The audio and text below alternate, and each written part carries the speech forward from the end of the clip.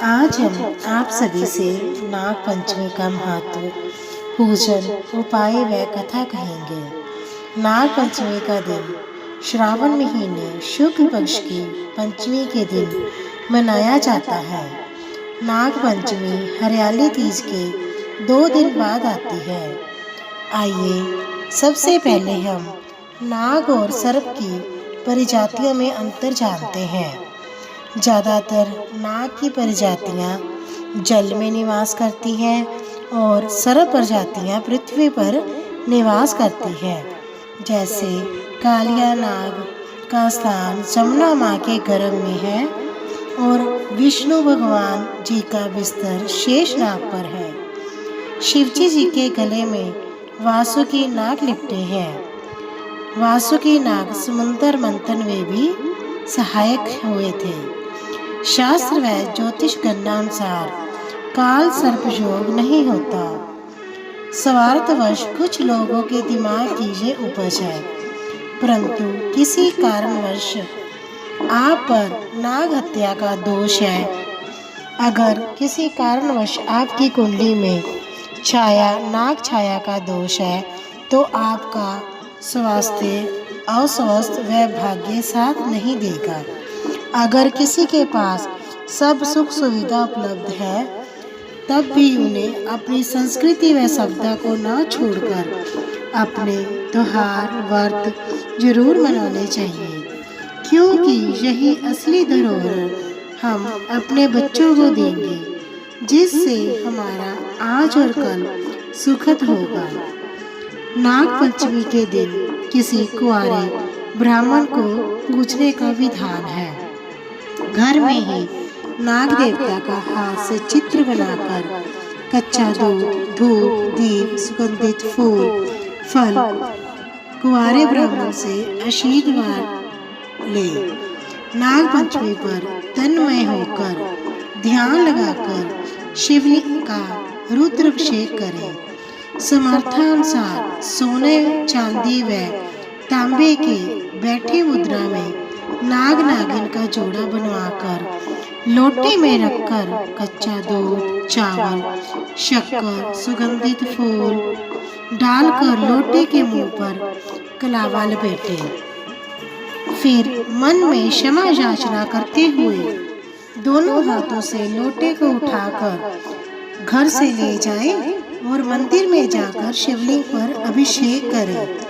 रुद्र की माला धारण कर भस्म अपने माथे पर लगा महामृत्युंजय का पाठ निरंतर करते रहें। हरा नारियल जल में प्रवाह करें। इन उपायों से राहु केतु ग्रह भी शांत होते हैं। चलिए अब हम जानते हैं कथा। पुरातन समय में एक गांव में एक विधवा ब्राह्मण परिवार की बहू नाग देवता की बहुत बड़ी भक्त थी। वह उन्हें बहुत मानती थी। वह रोज अपने आंगन को साफ कर रंगोली से सजाती। वह कटोरे में दूध भर के रखती। सुबह जब वह कटोरा देखती उसे वह कटोरा खाली मिलता। उसकी इस आस्था को रोजाना उसकी बेटी भी देखती। एक बार वह ब्राह्मणी बहुत बीमार हो गई। तब उसने अपनी बेटी को सर्व गुण संपन्न तो बनाया ही था, उसे अपने पास बैठाकर समझाती है, मेरे मरने के बाद जब भी तुम्हें अपने मायके की याद आए या तुम्हें कोई जरूरत पड़े, तुम नाग देवता को याद कर लेना। माँ की मृत्यु के बाद उसका विवाह एक साहूकार के घर हुआ। साहूकार के 7 बेटे थे। ब्राह्मणी की बेटी का विवाह 7वें बेटे से हुआ था। श्रावण मास में ही सभी जेठानियों के पिहर से भाई अपनी बहन को लेने आते हैं। सभी 6 बहुएं अपने भाइयों के साथ चली जाती है, परंतु छोटी बहू उदास आंगन में बैठी हुई होती है। तभी माँ की कही बात उसे याद आती है। तब उसने नाग देवता को भाई के रूप में पुकारा।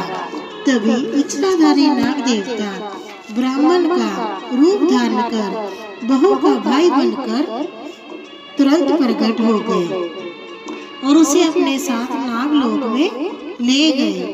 वहाँ उसको अपने माँ द्वारा किए गए पुण्य कर्मों से बहुत ही आदर मान व स्नेह प्राप्त हुआ। जाते समय रानी माँ ने अपने गले से 9 लखा हार उतारकर भेंट स्वरूप उस बहू को दिया और बेटी की विदाई बहुत धूमधाम से की। उस बहू की चमक धमक देखकर सभी हैरान थे। उसके गले का 9 लखा हार तो पूरे गांव में चर्चा का विषय बना हुआ था। गांव में से किसी ने रानी को चुगली भर दी कि साहूकार की बहू के गले में जो हार है वह बहुत ही अद्भुत व सुंदर है। रानी जी, वह हार साहूकार की बहू के गले के लिए नहीं, आपके गले की शोभित होना चाहिए। रानी ने साहूकार की बहू से बलपूर्वक हार ले लिया, परंतु रानी की गले में जाते ही वह हार नाग बन गया। सभी लोग साहूकार की बहू को दोष देने लगे। साहूकार की बहू ने पता नहीं क्या जादू टोना किया है। ये सारी बातें राजा के समक्ष रखी गई। तब छोटी बहू ने अपनी माँ व अपनी पुरानी कहानी सभी को सुनाई। वह आज का ही दिन था। उसी दिन से ही नाग देवता की पूजा का विधान शुरू हुआ और राजा ने भी गांव में नाग देवता की पूजा का विधान शुरू करवाया। जो कोई भी सच्चे मन से पूरे विश्वास से अपने इष्ट देवता के प्रति समर्पण भाव रखता है, उसकी रक्षा स्वयं भगवान खुद करते हैं। धन्यवाद।